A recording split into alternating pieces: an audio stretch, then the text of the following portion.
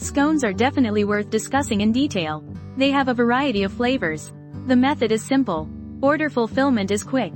Most importantly, the selling price is high. Currently, some people have opened scone specialty shops. There are also those who pair them with coffee shops. The results are quite good. Among the various scone flavors, actually, we still prefer some simple flavors. As for the original flavor scone, it can be a bit dry and hard to swallow. But when made into cheese scones, it really amplifies the advantages of scones. Today's recipe is also easy to succeed at home. 220 grams of low-gluten flour, 5 grams of baking powder, 49 grams of granulated sugar, 2 grams of cactus fruit powder, 1 gram of sea salt. Salt is not a mandatory ingredient. It can be added or omitted. Sift together and mix well. This is mainly to ensure even distribution of the baking powder. Scones have no limitations on the type of flour. Low-gluten flour and high-gluten flour. All-purpose flour can be used. But we prefer to use cake flour. Mainly because we prefer a softer texture. 56 grams of butter. There's no need to soften it. Just take it out of the fridge, cut it into pieces, and use it directly. Crumble the butter. If your hands are quite warm, you can use a scraper to mix the dough to a sandy texture. You can also use a food processor to mix it. This step is also quick. In summer, when the room temperature is too high, you need to work a bit faster. 96 grams of heavy cream. In summer, we also use chilled heavy cream. This part can be replaced with milk, but you need to reduce the amount by about 10 grams. In this recipe, we use heavy cream, mainly to highlight the rich flavor of this cranberry cheese scone. The strong buttery aroma, including the filling we'll make shortly. They all have some milk powder added to enhance the flavor. After adding the cream, do not overknead the entire dough. It's fine if there's a little dry flour in the mixed state. The key is that the scone dough seeks a crumbly texture. Follow this method for this recipe. In the end, you will achieve a texture close to that of soft cookies. Plus, they will have a slight crispness right out of the oven.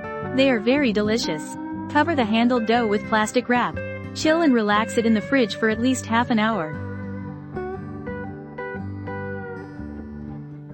Use this time to prepare the cheese filling. 130 grams of softened cream cheese, 12 grams of milk powder, and 18 grams of powdered sugar. Mix them together. Today's method involves freezing the filling for over an hour.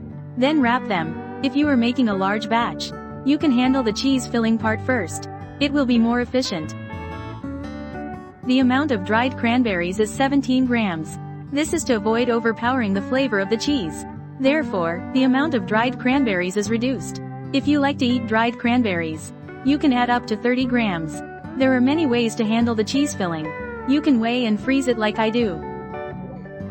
You can also directly squeeze it into round silicone molds.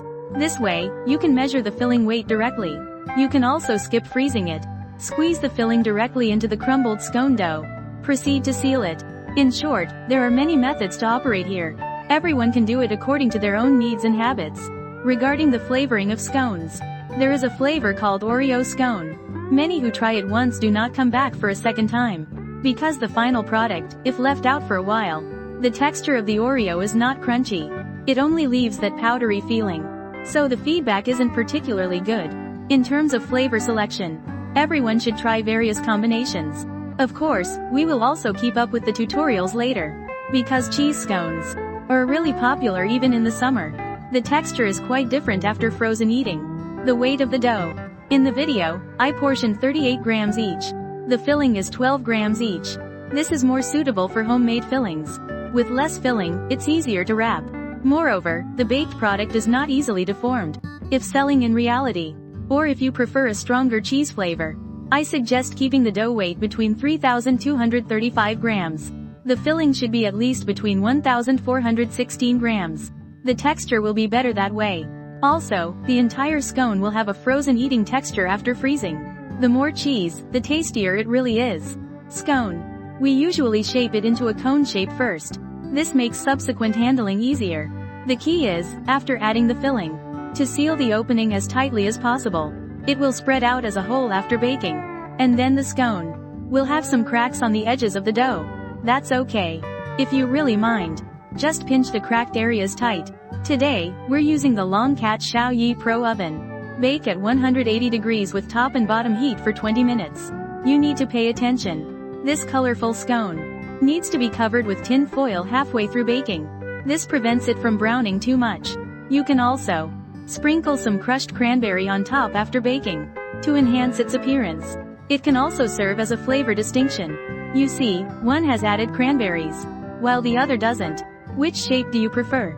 If you break it apart, you might not feel the scone's flakiness. Wait a moment, and I'll cut one so everyone will know. We also make exclusive layered scones. The taste is also fantastic. However, the flavor options for layered scones are limited. As for cheese scones, there are just too many flavor options.